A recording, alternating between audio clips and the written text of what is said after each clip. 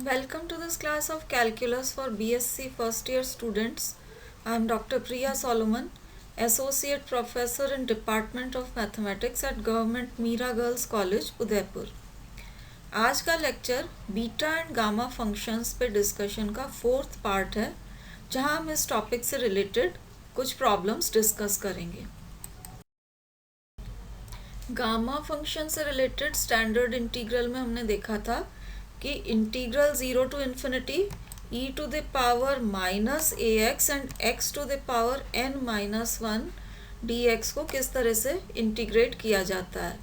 अब आज जो स्टैंडर्ड रिजल्ट हम डिस्कस करने जा रहे हैं उसमें हम देखेंगे कि e to the power minus a x and x to the power n minus 1 के साथ साथ अगर साइन एंड कोसाइन वाली टर्म्स हो तो इंटीग्रेट करने पे कौन से रिजल्ट्स आपको ऑब्टेन होते हैं। तो साइन बी एक्स वाली टर्म के साथ इंटीग्रेशन करने पे आपको ये रिजल्ट मिलेगा, और यहाँ अगर कॉस बी एक्स इन्वॉल्व है तो रिजल्ट में यहाँ भी आपको कोसाइन वाली टर्म मिलेगी।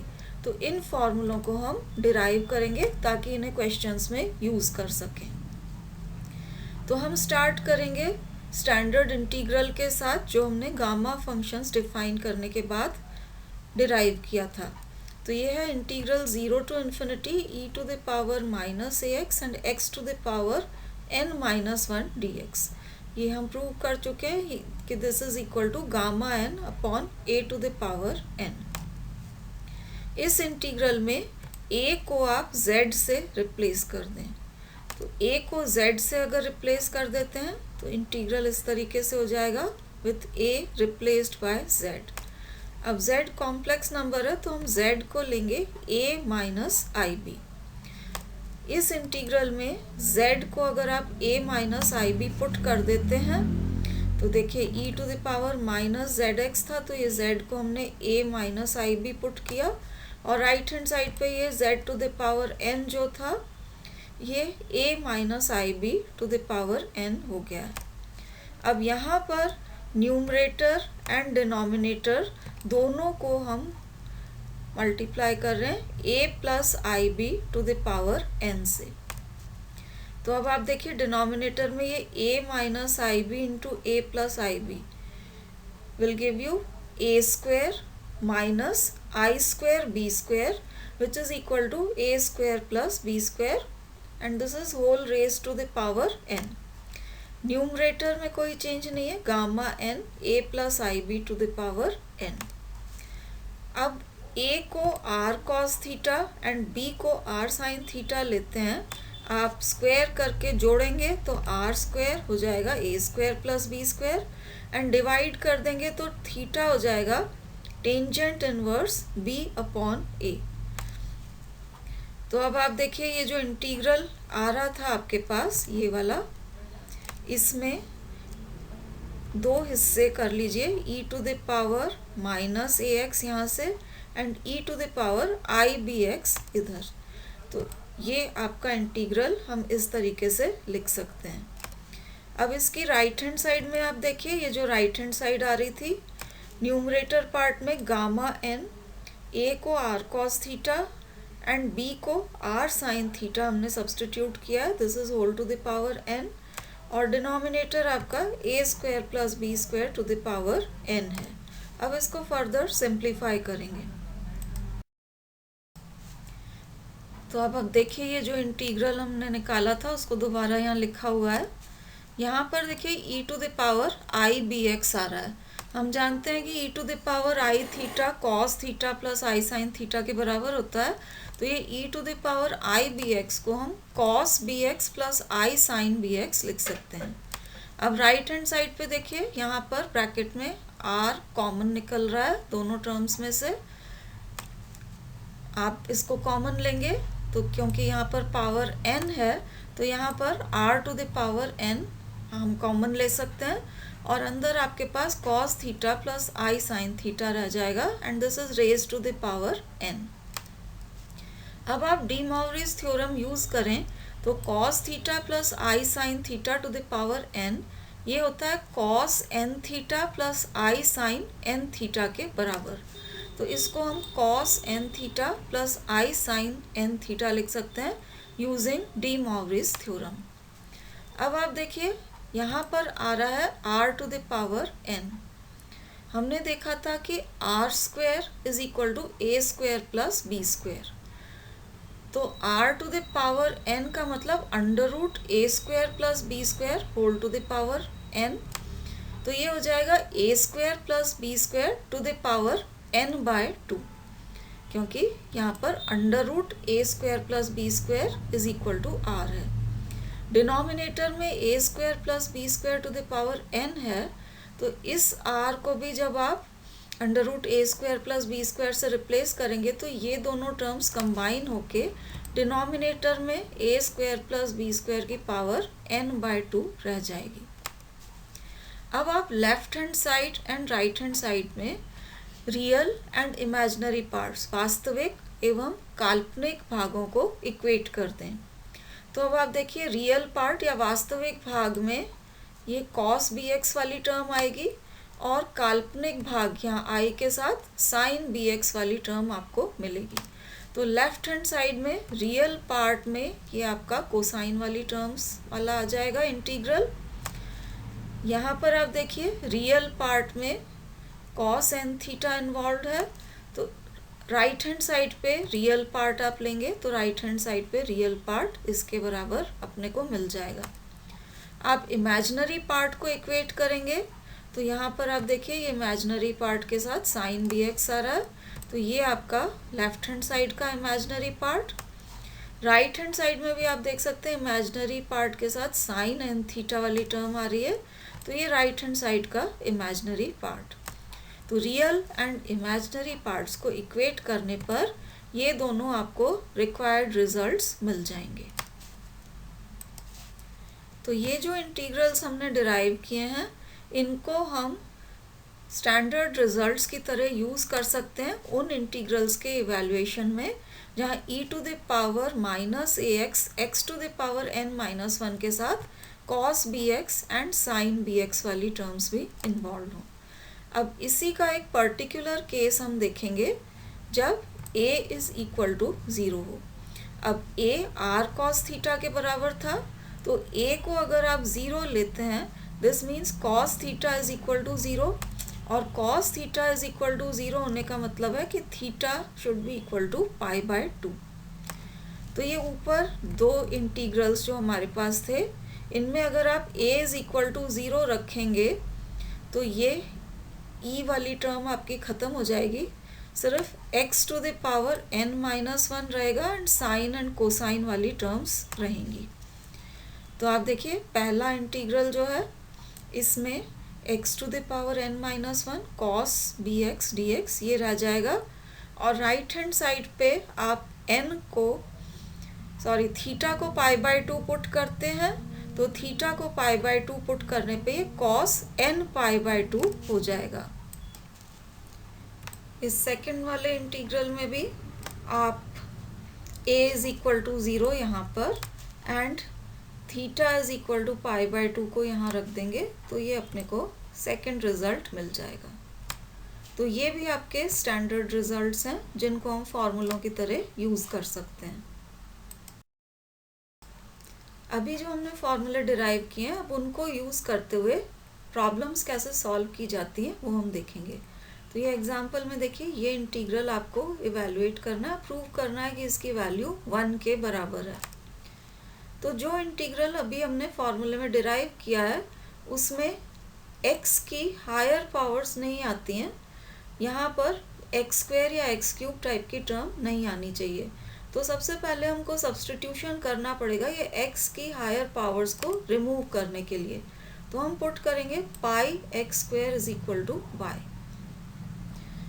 अब यहाँ से आप x कैलकुलेट कर लीजिए, तो x हो जाएगा under root 2 upon pi y to the power 1 by 2, और इसको डिफ्रेंशिएट करेंगे तो आपको dx मिल जाएगा। अब आप देखिए ये जो इंटीग्रल हमें इवेल्युएट करना था यहाँ x स्क्वायर आ रहा था, तो x की इवन पावर सिर्फ आ रही है। इस इंटीग्रल में x को माइनस x से रिप्लेस करने से कोई फ़र्क नहीं पड़ रहा है, तो ये इवन फंक्शन ऑफ x है। इवन फंक्शन ऑफ x होने की वजह से हम यहाँ पर 2 बाहर निकाल सकते हैं और लिमिट को माइनस इन्फिनिटी टू इन्फिनिटी के बजाय 0 टू इन्फिनिटी कर सकते हैं 2 कॉमन निकालने के बाद। तो ये देखिए 2 कॉमन निकाला है, उसके बाद इंटीग्रल की लिमिट 0 टू इन्फिनिटी हो जाएगी। x is equal to 0 to infinity आप लेते हैं तो x इज इक्वल टू 0 पे y इज इक्वल टू 0 रहेगा, x is equal to infinity पे y भी इन्फिनिटी रहेगा। तो सब्सटीट्यूशन के बाद भी limit y is equal to 0 to infinity रहेगी। अब ये पाई एक्स स्क्वायर बाय 2 को हमने y पुट कर रखा है, तो ये आपका cos y हो गया और dx की वैल्यू हमने यहाँ पर इवेल्युएट कर रखी है, तो ये जो dx था इसकी जगह हमने इस वैल्यू को सब्सटीट्यूट कर दिया है। अब आप देखिए ये जो कांस्टेंट था इसको आप बाहर ले लें और ये 2 इस डिनोमिनेटर वाले 2 के साथ कैंसिल हो जाएगा। तो उसके बाद कांस्टेंट को बाहर लेने के बाद आपके इंटीग्रल में y to the power -1/2 and cos y बचेगा। इसके बाद आप अपने स्टैंडर्ड फॉर्मूला ये जो हमने डिराइव किया था इसको यूज़ कर सकते हैं। तो ये x to the power n-1 और cos bx dx ये जब इंटीग्रेट होता है तो यहाँ पर आता है आपके पास गामा n, मतलब x की पावर से एक ज़्यादा, नीचे आता है b to the power n and cos n pi by 2। तो वही फॉर्मूला हम यहाँ पर यूज़ करेंगे। तो ये कांस्टेंट एज सच रखा है, y की जो भी पावर है उससे एक ज़्यादा आएगा गामा। तो ये -1/2 पावर थी, उसमें 1 ऐड करेंगे तो ये हो गया आपके पास गामा 1/2।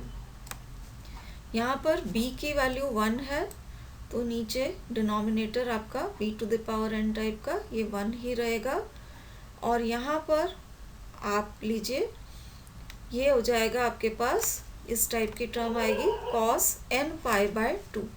तो यहाँ पर n इज इक्वल टू, यहाँ पर आप देख सकते हैं n इज इक्वल टू 1/2 है तो ये हो जाएगा cos 1/2 into pi by 2 that is equal to cos pi by 4। अब cos पाई बाय 4 की आप वैल्यू रख दें और gamma half is equal to root pi होता है, ये दोनों वैल्यूज आप सब्सटीट्यूट कर दें तो इंटीग्रल की वैल्यू अपने को 1 के बराबर मिल जाएगी which is equal to right hand side, जो कि हमें प्रूव करना था। नेक्स्ट एग्जांपल देखिए, यहाँ हमें 2 इंटीग्रल्स का प्रोडक्ट दे रखा है लेफ्ट हैंड साइड में और इस प्रोडक्ट को हमें प्रूव करना है कि this is equal to pi upon 2 root. अब यहाँ पर आप देखिए e के पावर में एक्स स्क्वायर इन्वॉल्व है, पहले इंटीग्रल में भी और दूसरे इंटीग्रल में भी। जो हमारे स्टैंडर्ड गामा फंक्शन होता है उसमें e के पावर में एक्स स्क्वायर या एक्स क्यूब एक्सेट्रा नहीं आते हैं, तो हम जो सब्सटीट्यूशन करेंगे इस एक्स स्क्वायर को रिमूव करने के हिसाब से करेंगे। हमने पुट किया x square is equal to t, square root ले लेंगे तो x आ जाएगा और डिफ्रेंशिएट करेंगे तो आपको dx मिल जाएगा। अब ये आपका गिवन इंटीग्रल था, इसमें आप सब्सटीट्यूशन करिए। देखिए x इज इक्वल टू 0 पे t 0 होगा, x is equal to infinity पे t भी इन्फिनिटी रहेगा। तो लिमिट्स ऑफ इंटीग्रेशन आपकी वही रहेंगी 0 से लेके इन्फिनिटी तक। अब रूट x की वैल्यू हो जाएगी t to the power 1/4, e to the power minus x square is e to the power minus t और ये dx जो हमने निकाला था इसको यहाँ पर सब्सटीट्यूट कर दिया है। सेकंड इंटीग्रल में ये रूट x डिनोमिनेटर में है तो ये t टू द पावर -1/4 हो जाएगा, then e to the power minus x square this is e to the power minus t and ये dx की वैल्यू हमने यहाँ ऊपर से सब्सटीट्यूट करी है। अब आप देखिए ये 1/2 पहले इंटीग्रल में से और 1/2 दूसरे इंटीग्रल में से कॉमन निकालते हैं तो ये 1/4 हो जाएगा। उसके बाद ये जो पहला इंटीग्रल है ये हो जाएगा e to the power minus t and ये t की दोनों पावर्स को आप कंबाइन कर देते हैं तो ये t to the power -1/4 dt। Second integral में भी देखिए e to the power minus t को हमने यहाँ पर लिखा है, और ये t दो जगह आ रहा था, इनको आप कंबाइन कर दें तो ये t to the power minus 3/4 dt आपको मिल रहा है। अब पहला इंटीग्रल आपका स्टैंडर्ड गामा इंटीग्रल के फॉर्म में आ गया है, और ये भी आपका स्टैंडर्ड गामा फंक्शन के फॉर्म में आ गया है। तो इसको हम सीधे ही गामा फंक्शन के फॉर्म में लिख सकते हैं। ये e to the power minus t and t to the power minus 1/4 है, तो ये होगा गामा t का जो भी पावर आ रहा है उससे एक ज़्यादा, तो इसमें आप 1 जोड़ दीजिए, ये हो जाएगा गामा 3/4। यहाँ भी t का जो पावर आ रहा है इसमें आप 1 ऐड करेंगे, तो ये हो गया आपका गामा 1/4। तो इंटीग्रल आपका इस फॉर्म में आ गया। अब ये जो गामा 3/4 है इसको हम लिख सकते हैं गामा 1 माइनस 1/4। अब आप gamma n into gamma 1 minus n is equal to pi upon sine n pi, उस फॉर्मूले को यूज़ करेंगे। तो ये दोनों जो फंक्शंस हैं ये कंबाइन होके आपको देंगे पाई अपॉन साइन n पाई। तो n यहाँ 1/4 है, तो ये हो जाएगा साइन पाई/4। अब साइन पाई/4 की वैल्यू आप सब्स्टिट्यूट कर दीजिए और इसको सिंप्लीफाई कर लीजिए, तो ये आपका राइट हैंड साइड में जो आपका रिक्वायर्ड रिजल्ट था उसी के बराबर आपको मिल जाएगा। नेक्स्ट एग्जाम्पल में भी हमको इन दो इंटीग्रल्स के प्रोडक्ट को पाई/4√2 के बराबर प्रूव करना है। पिछला जो एग्जाम्पल हमने देखा था उसमें ये जो दो इंटीग्रल्स इन्वॉल्व थे उनमें हमने सेम सब्स्टिट्यूशन कर दिया था, लेकिन यहाँ पर ऐसा पॉसिबल नहीं हो पाएगा क्योंकि फर्स्ट इंटीग्रल में यहाँ 1 minus x to the power 4 है और सेकेंड इंटीग्रल में 1 plus x to the power 4 है। तो हम दोनों इंटीग्रल्स को सेपरेटली इवेल्युएट करेंगे। तो ये जो पहला इंटीग्रल है इसको हमने I1 मान लिया है, तो दिस इज I1। अब यहाँ पर हम सब्स्टिट्यूशन कर रहे हैं x square is equal to sine theta, क्योंकि यहाँ पर x टू द पावर 4 है, आप एक्स स्क्वायर को साइन थीटा पुट करेंगे तो x टू द पावर 4 यहाँ डिनोमिनेटर में आपको देगा 1 माइनस साइन स्क्वायर थीटा, जो कि कॉस स्क्वायर थीटा के बराबर हो जाएगा। तो आप देखिए ये सब्स्टिट्यूशन हमने किया है, that means x is equal to sine to the power 1/2 theta. इसको डिफ्रेंशिएट करेंगे तो ये आपको dx मिल जाएगा। अब लिमिट्स ऑफ इंटीग्रेशन आपको चेंज करनी पड़ेंगी, तो ये जो अपना I1 था लोअर लिमिट देखिए आप x इज इक्वल टू 0 आप लेते हैं तो sine theta is equal to 0 आएगा। Sine theta is equal to 0 आने का मतलब है theta is also equal to 0, तो ये लोअर लिमिट हो गई।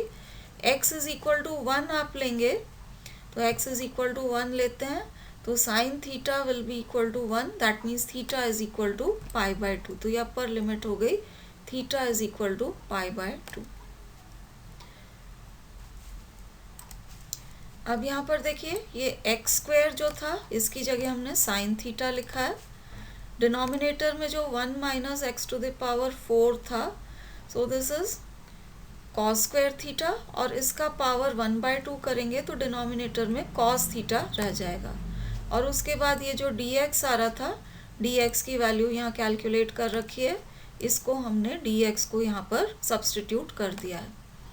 अब आप इसको सिंप्लीफाई करेंगे तो ये 1/2 इंटीग्रल के बाहर आ जाएगा क्योंकि ये कांस्टेंट है।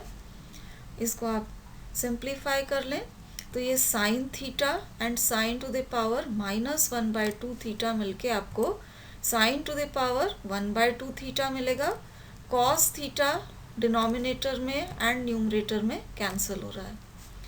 तो अब आप ये देखिए इंटीग्रल आपका 0 to pi sine to the power 1/2 theta, और कोसाइन टर्म यहाँ पर एब्सेंट है तो cosine to the power 0 theta D theta इस टाइप का आ गया है। इस टाइप के इंटीग्रल्स को इवैल्यूएट करने के लिए ये गामा फार्मूला यूज़ किया जाता है जो हम पिछले लेक्चर्स में डिराइव कर चुके हैं। तो इस फार्मूले को आप यूज़ करिए यहाँ m is equal to 1/2 and n is equal to 0 लेते हुए।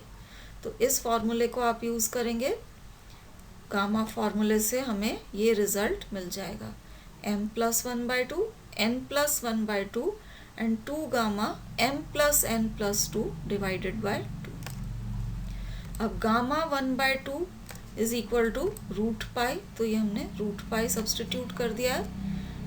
ये जो 5/4 है ये 1 प्लस 1/4 है, तो इसमें आप रिकरेंस रिलेशन यूज़ करेंगे, तो रिकरेंस रिलेशन से ये 1/4 गामा 1/4 के बराबर आ जाएगा। अब आप देख सकते हैं कि ये 4 कैंसिल हो रहा है और कैंसिल करने के बाद फर्स्ट इंटीग्रल इसके बराबर हो जाएगा।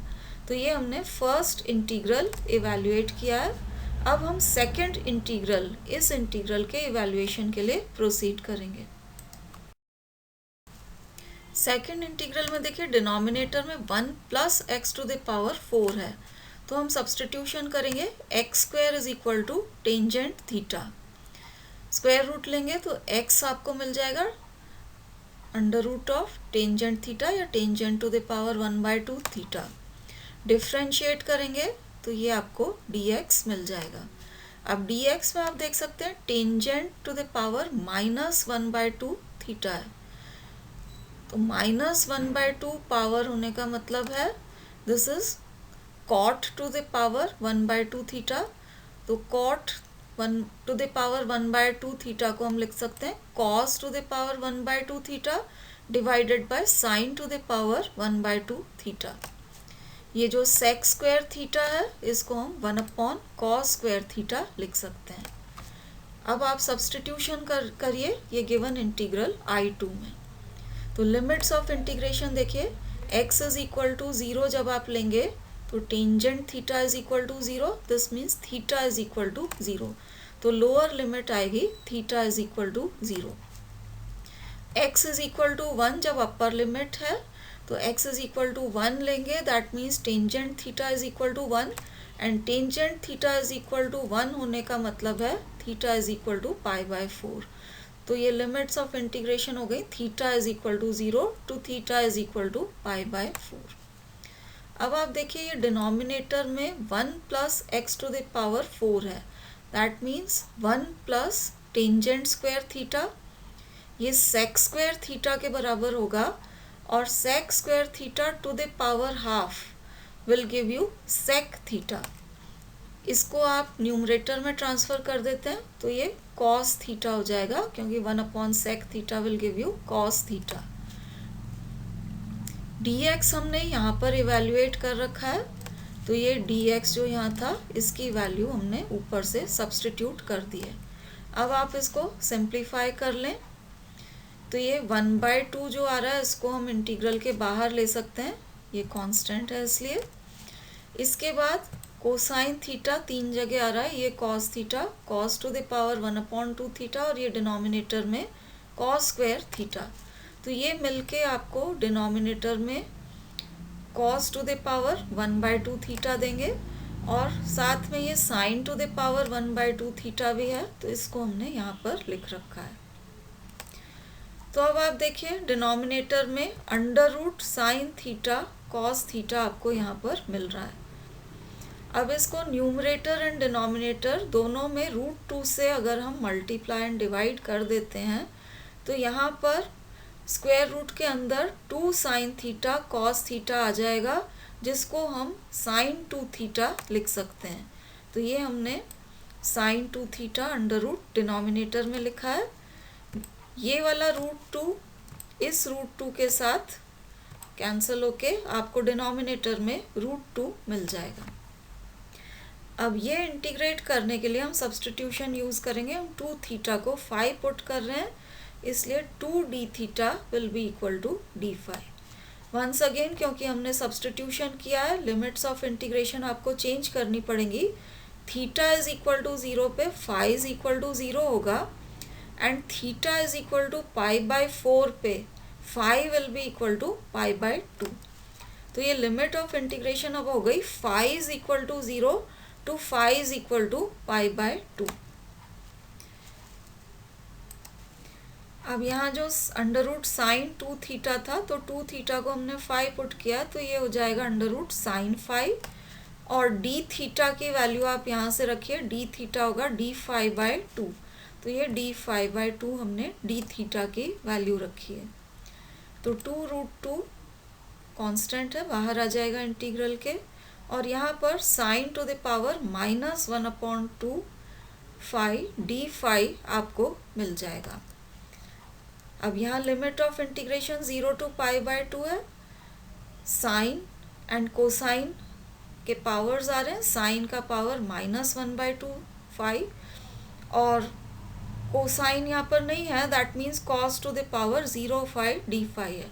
तो इस टाइप के इंटीग्रल के लिए वंस अगेन आप गामा फॉर्मूला यूज़ कर लीजिए, gamma m+1/2 gamma n+1/2 divided by 2 gamma m+n+2 divided by 2। तो गामा फॉर्मूला आप यूज़ करेंगे तो गामा फंक्शन के फॉर्म में आपको इंटीग्रल की वैल्यू मिल जाएगी। गामा 1/2 को आप √π से रिप्लेस कर दें, तो ये आपका सेकंड इंटीग्रल I2 इवेल्युएट होके इसके बराबर आ गया है।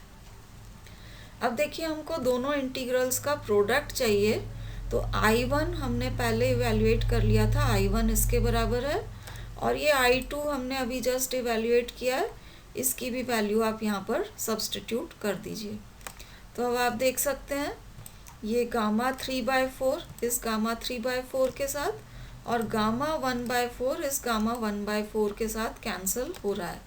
√π यहाँ से और √π यहाँ से मिलके आपको न्यूमरेटर में पाई मिल जाएगा, एंड डिनोमिनेटर यहाँ से 4√2 के बराबर रह जाएगा।